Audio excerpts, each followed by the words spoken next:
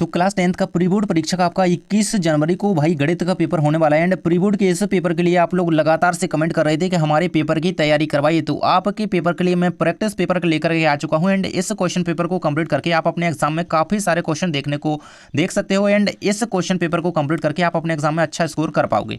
I hope कि आपने English का पेपर बहुत अच्छी तरीके से किया होगा, क्योंकि मैंने जो क्वेश्चन प्रोवाइड कराए थे वो काफ़ी सारे क्वेश्चन आपके एग्जाम में देखने को मिले हैं। एंड इसमें जो क्वेश्चन बताऊंगा, देखिए यह एक इंपॉर्टेंट मॉडल प्रश्न पत्र है। इसे कंप्लीट करके आप अपने एग्जाम में बहुत अच्छा स्कोर कर पाएंगे, ऐसी मैं आशा करता हूं। सबसे पहले हमारा इस तरीके से पेपर का पैटर्न रहेगा। को टोटल क्वेश्चन आपके 23 रहेंगे। आपके जो है 3 घंटे का समय आपको पेपर में मिलेगा और 75 नंबर का पूर्णांक आपका रहने वाला है। देखो 1 से लेकर के 23 तक के सभी प्रश्नों के उत्तर के साथ इस वीडियो में आपको प्रोवाइड कराऊंगा, तो वीडियो में बने रहें एंड सारे क्वेश्चन के आंसर ना याद करके जाना भाई। देखो सबसे पहले इंस्ट्रक्शंस को पढ़ लीजिएगा। सभी प्रश्न हल करना अनिवार्य है।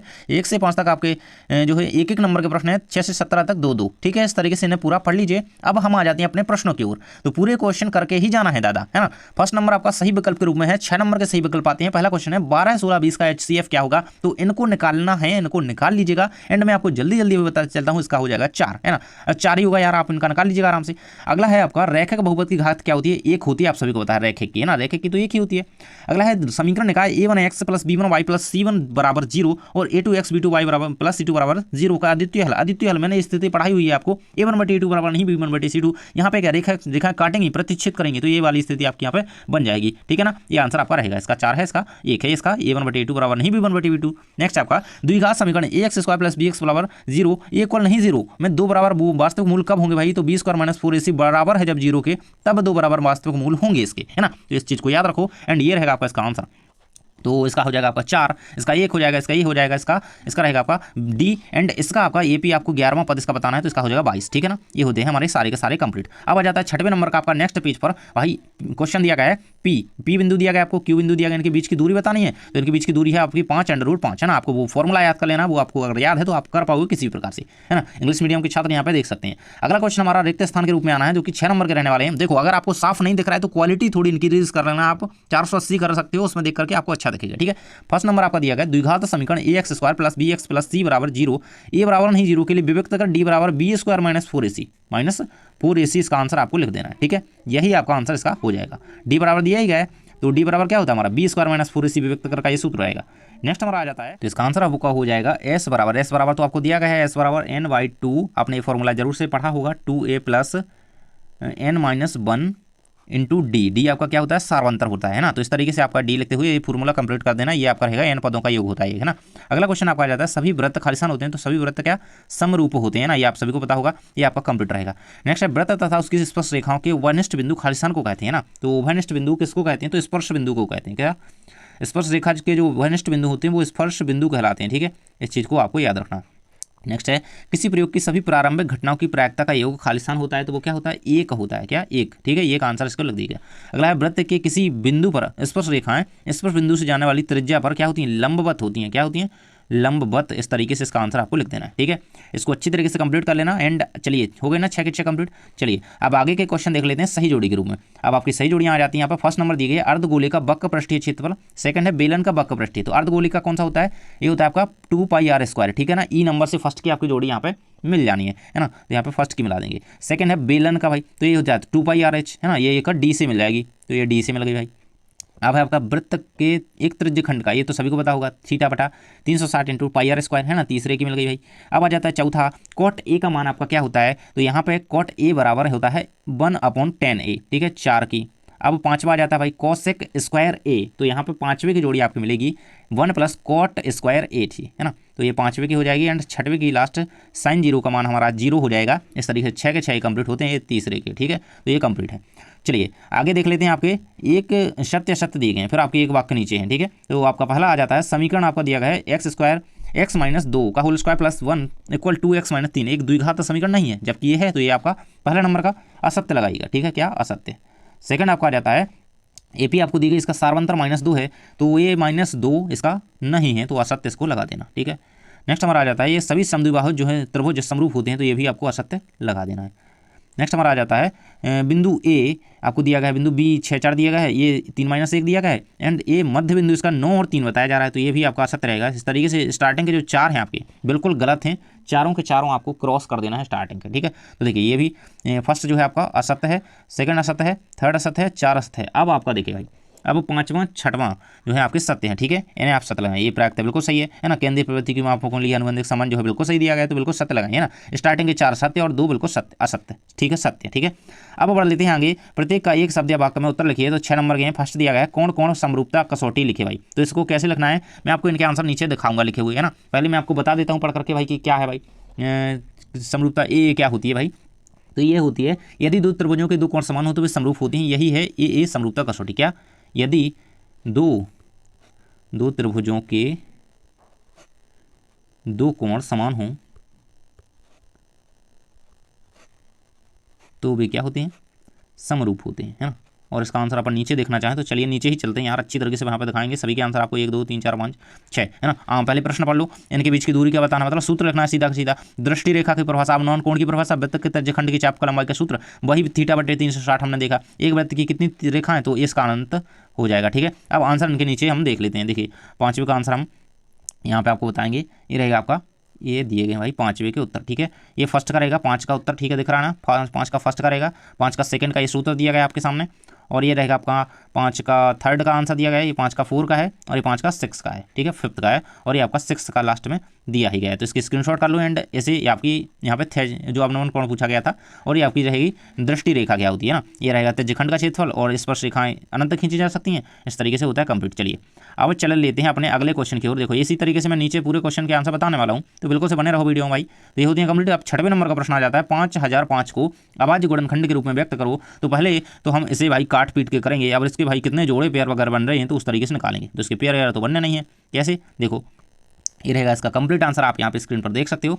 सबसे पहले हम 5005 को यहाँ पे सबसे छोटी अभाज्य संख्या से यहाँ पे भाग देंगे, तो इस तरीके से आपका यहाँ पे ये आ जाएगा। आप यहाँ पे कर ही सकते हो, फिर 7 से करेंगे, है ना, तो ये आपका 143 आ जाएगा। इस तरीके से करते हुए काटते काटते यहाँ पे हमारा ये इसका अभाज्य गुणनखंड आ जाता है, ठीक है। इसको कंप्लीट आप लोगों को कर लेना है। चलिए अब चलते हैं आपके अगले क्वेश्चन की ओर। तो अगला क्वेश्चन आपका कौन सा दिया गया था भाई, ये 7वें नंबर का प्रश्न है ना। 6वें का अथवा भी तो देखना है हमें, 8 9 और 25 का HCF और LCM ज्ञात करना भाई, है ना। और 7वां कहता है कि द्विघात बहुपद x² + 7x + 10 की शून्य ज्ञात करो। पहले क्वेश्चन देख लो सारे के सारे, है ना। इसका आंसर मैं यहीं पे बता देता हूँ। इसका आंसर आपको 2 लिखना है, 2 जगह काट रहा है आपको, तो 2 जगह है ना, 2 है ना। और चलिए इसका आंसर इसका और इसका नीचे हम देख लेते हैं ना, और फिर आपके 8वें के आगे के आंसर भी देखेंगे साथ में, है ना। चलिए कितने का देखना था हमें, 6 के अथवा का, 8 9 और 25 का आपको यहाँ क्या बताना था, HCF LCM, ये आपका LCM दिया गया है, और ये आपका HCF एक निकल के आ जाता है, ठीक है। और 6 के बाद 7 का आंसर आपका देखना था, ये रहेगा आपका, है ना। ये आपको बहुपद दिया गया था, इसके आपको शून्य बताने थे, तो इसके शून्य का -5 और -2 आ जाते हैं। और अगर ये आगे का नहीं भी करना है तो इसको मत करना, इतना भी आप रहने देना, है ना। वैसे ये क्वेश्चन में जितना इतना ही पूछा गया क्वेश्चन में, तो इतना आप कर देना, ठीक है। चलिए अब अगले क्वेश्चन की ओर देख लेते हैं। देखो वीडियो को लाइक जरूर से कर दिया करो, क्योंकि आप लोगों के लिए बहुत मेहनत से लेकर के वीडियो आता हूँ मैं ना। देखो ये रहेगा आपका द्विघात बहुपद दिया गया है, x² - 3 के शून्यकों का योगफल और गुणनफल ज्ञात करना है ना। और ये आपको बहुपद दिया गया है, बहुपद ज्ञात करना है, सॉरी यहाँ आपको क्या शून्यक दिए गए हैं, आपको -1/4 और 1/4, ठीक है। ये आपको शून्यक दिए गए हैं, इसमें आपको क्या गुणनफल ज्ञात करना है, ठीक है। चलिए अब देख लेते हैं आपको यहाँ पे 8वें का उत्तर, ठीक है। अब देखो ये रहेगा आपकी 6 का हो गया, 7 का, ये 8 का, ठीक है। ये रहेगा आपकी स्क्रीन पर 8वें का उत्तर, यही ना आपको दिया गया था। इसके आपको सत्यता की जांच भी करनी थी, तो ये आ जाएंगे आपके दोनों C/A, है ना, योगफल है गुणनफल, ये आ जाएगा, है ना। और इसके शून्यक निकल करके आ जाते हैं। अब था 8वें में आपको कुछ क्या बहुपद के शून्यक दिए गए थे, आपको बहुपद निकालना था, तो इस तरीके से करिएगा, ये योगफल हो गया, ये गुणनफल हो गया।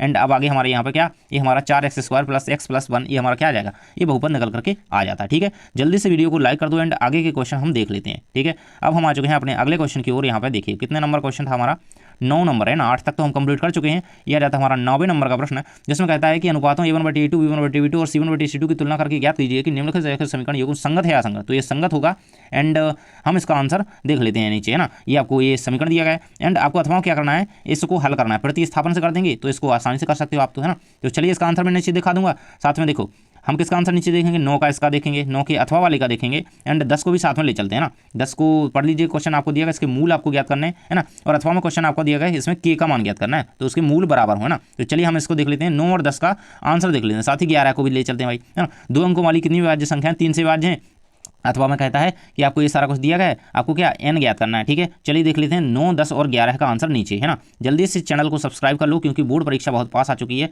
एंड अगर बोर्ड में हेल्प चाहिए तो टेलीग्राम ज्वाइन कर लेना है ना। देखिए ये रहेगा आपका 9 का आंसर यहाँ से स्टार्ट हो जाता है। तो इस तरीके से आपको समीकरण बनाते हुए लिखना है, यही ना आपको दिए गए थे, इनके युग्म संगत या असंगत ये आपको बताना था। तो क्या युग्म संगत निकल करके आ जाते हैं। ठीक है, अगला क्वेश्चन था आपका 9 का। देखिए 9 में का अगर आप इस तरीके से भी करना चाहते हो तो इस तरीके से भी आप कर सकते हो है ना। ये रहेगा, तो देखिए इस क्वालिटी बढ़ा लेना आप लोग वीडियो की, तो आप लोग स्क्रीनशॉट लेकर के आसानी से रख सकते हो एंड आप लोग इसको अच्छे से कर लेना। ठीक है, ये रहेगा।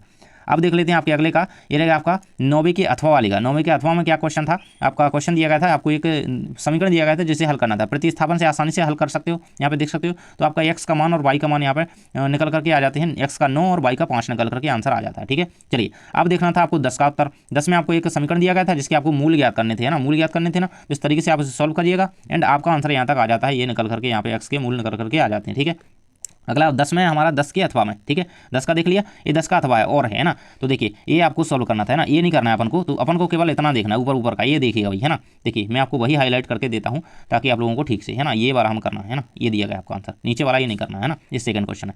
तो इतना अपन को कर लेना है इसका। इसके बाद 11 का था आपको 3 से कितनी 2 अंकों वाली 3 से कितनी संख्या विभाज्य है। तो आपका आंसर स्क्रीन पर दिया गया है, 3 से 3 संख्या जो है विभाज्य है। ठीक है, इसको कर लेना। अगला क्वेश्चन आपका आ जाता है एक अंक गणित है ना। ये सारा 11 का अथवा दिया गया है, इसको पूरा कंप्लीट कर लेना। एन का मान हमारा निकल करके आ जाता है ना।